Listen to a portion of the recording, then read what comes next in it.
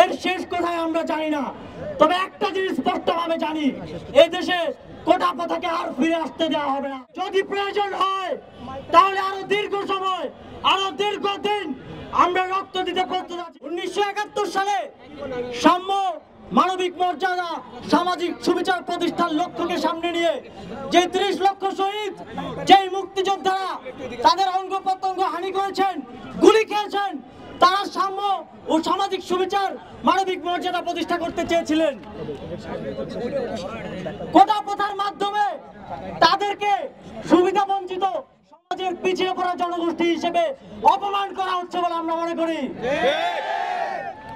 সংগ্রামী বন্ধুগণ, যারা বসে বসে কোটা প্রথাকে আবার পুনর্বহাল করছেন, তারা হয়তো ভুলে গেছেন, তারা হয়তো মনে করছেন 2018 সালে আমরা যে রক্ত দিয়েছি, আমরা যে দীর্ঘ 4-5 মাস আন্দোলন করেছি, আমাদের মধ্যে সেই জোশ আর নেই।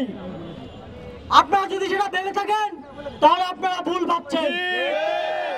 যদি প্রয়োজন হয় তাহলে আরো দীর্ঘ সময়, আরো দীর্ঘদিন আমরা রক্ত দিতে প্রস্তুত আছি। কিন্তু মুক্তিযোদ্ধারা যে উদ্দেশ্য নিয়ে এই দেশকে স্বাধীন করেছেন, সেই উদ্দেশ্যকে ব্যাহত হতে দিব না।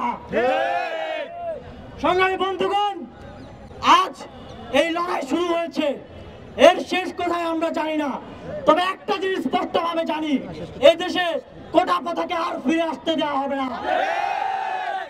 সংগ্রামী বন্ধুগণ, আমি আহ্বান জানাবো সারা দেশে যারা 18 সালে নেমে এসেছিলেন, প্রত্যেকটি মহাসড়ক যারা অবরোধ করেছিলেন, যারা দেশকে মেসেজ দিয়েছিলেন সাম্য প্রতিষ্ঠার, তারা আবার নেমে আসবেন। বন্ধুগণ, আজকে আমরা দেখেছি রাজশাহী বিশ্ববিদ্যালয়, চট্টগ্রাম বিশ্ববিদ্যালয়, জাহাঙ্গীরনগর বিশ্ববিদ্যালয় সহ বিভিন্ন জায়গায় সহযোদ্ধারা কর্মসূচি পালন করেছেন, প্রতিবাদ জানিয়েছেন। আমরা আপনাদেরকে ধন্যবাদ জানাতে চাই এবং বলতে চাই, আগামী আমাদের সকল কর্মসূচির সাথে আপনারা থাকবেন। কোটা আন্দোলন এবার যেন সারা দেশের প্রতিটি আনাচে কানাচে ছড়িয়ে পড়ে।